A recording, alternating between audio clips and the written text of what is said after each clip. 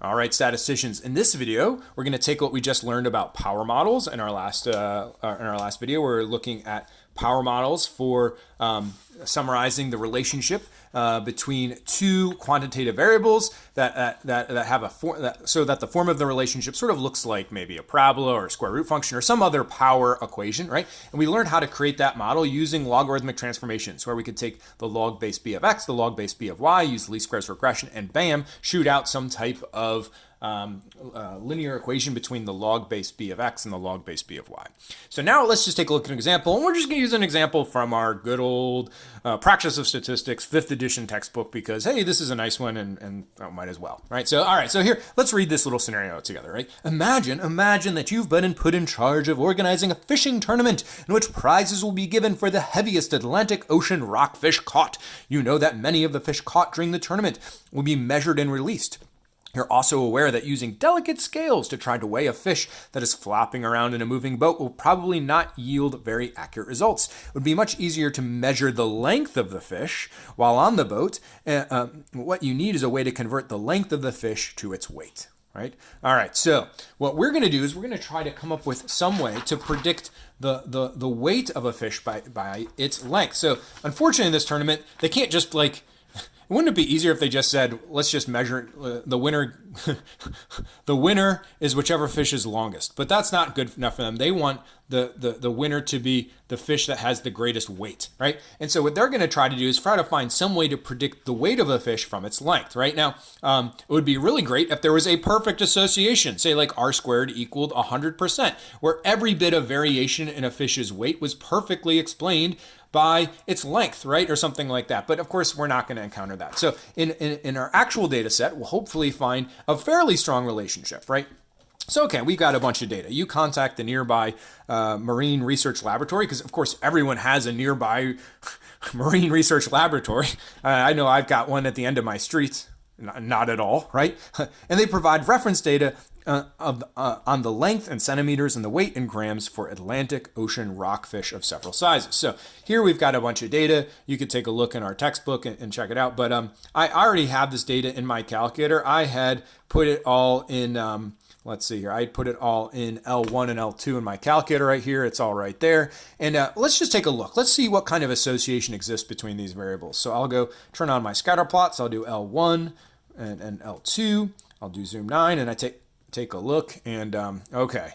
Well, I do see a really strong relationship between the length and the weight, but it's definitely not linear, right? It's definitely not linear. And so, all right, we know that it's not linear. So we could check to see if it was exponential, right? If it was exponential, then that would mean that I would be able to straighten our data. I would get a straight line by taking log base b of y and leaving x alone, right? So let's start with that. And these numbers are crazy. I'm just going to do a natural log, right? I'm just going to do a natural log, and I'll go to stat, edit.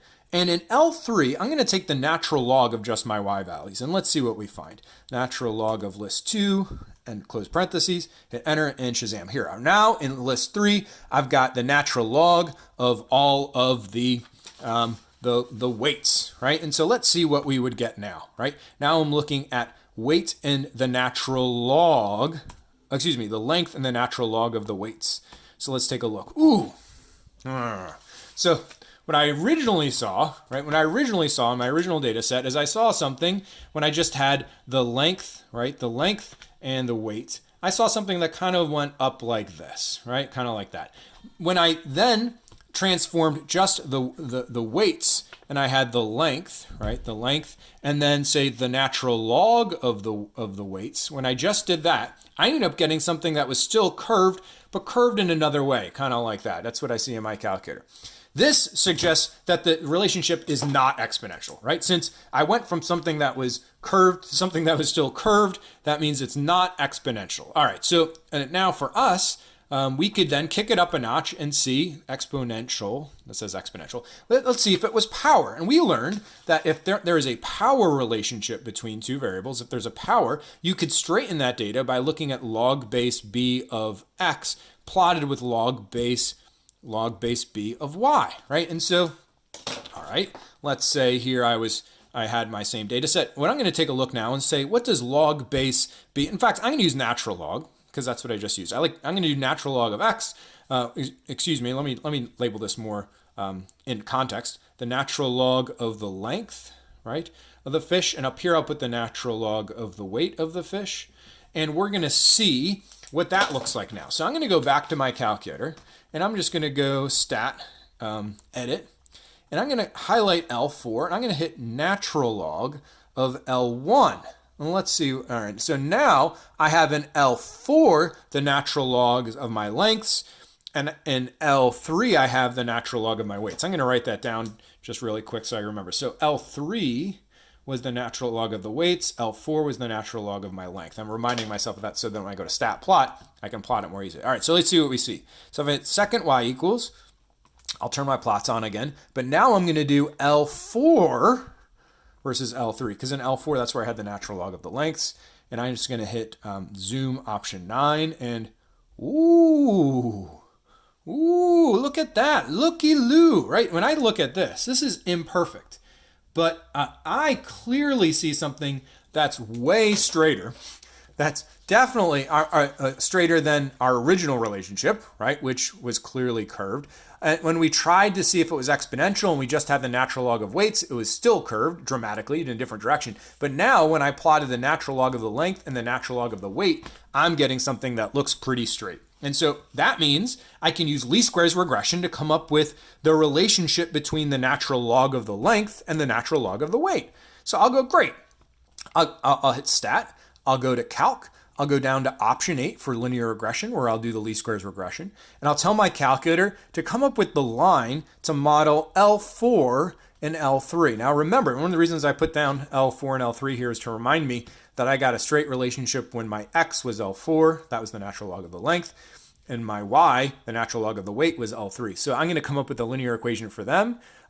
Just for fun, I'm going to store that regression equation. If you hit alpha trace, that gives you a place to store stuff. I'm going to put it in y1 so I can sort of take a look and see what I come up with, and I'll hit calculate, and boom. All right. Ooh, look at that r squared and that r. Those are pretty impressive. That is my linear equation that relates the natural log of weights to the natural log of length. Okay? So if I go right here right now, I could say, okay, that would mean that the natural log of the length, excuse me, the natural log of the, let me rewrite that. That's the natural log of the weight, right? Of the, and I'll say call the predicted weight because now I'm predicting it, is going to equal negative 4.3735 plus 3.0494, and that would be the natural log of the length. Give myself a little bit more space here. I don't have enough space to write. I already can't write that neatly anyways. So if I take, I can predict the natural log of the weight, right, by the natural log of the length, by this linear equation right here. And so this is great, right? So this equation should model things nicely. Now, notice that when I ran the regression, when I did option 8, I had stored in right here, I had alpha trace, I had stored in y1, that equation. So now if I hit y1, you can see there's the equation right there. And if I hit graph, you'll see that linear equation basically going through all those points almost perfectly. And so that is my power model. I could use this to make predictions about stuff. Like, so we see here that the longest fish we had measurements for was like 37.7 and all this kind of stuff. Let's say I got a fish that was exactly, say, I don't know, 34.5 centimeters. A fish that was precisely 34.5 centimeters. How much would I expect it to weigh? Well, I could figure that using my power model. I could say, okay, let's say that the length X was 34.5 centimeters, right? If I wanted to predict exactly how much it weighed, I'll just plug it in and solve for the predicted weight. So that would mean that I would have the natural log of the predicted weight would equal negative 4.3735 plus 3.0494 times the natural log of 34.5, right? And so I could say, okay, let me go into my calculating machine. I turned it off. Get back on there. So that's negative 4.3735 plus 3.0494 times the natural log of 34.5, right? Because remember, it's the natural log of x there. I hit enter and boom, I got 6.424. So this means the natural log of the predicted weight will equal 6.4243, etc. Right? So if I want to know what the actual predicted weight is, I just need to solve now for the predicted weight. That would mean I would do e raised to that power, e to the 6.4243 power. Right? And now I'm going to hit e to this guy. And ever so often we might have a little bit of variation in our final answers based on how careful we were in rounding, right? Depending on when you round,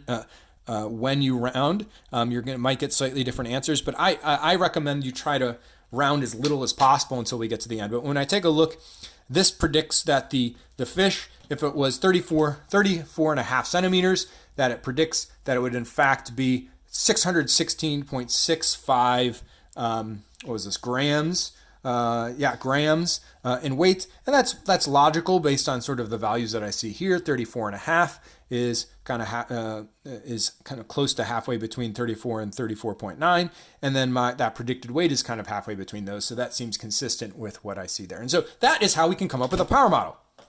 And notice that I didn't, unlike in the previous example that I did when I just first showed this in my last video, there's no need for me to simplify this expression. I can just keep this this equation in this form with natural logs in it. Technically speaking, it could be rewritten in the form y equals a times x raised to the b power. I could rewrite this to look like this, but it's unnecessary. We can keep it like this and do our math just based on that.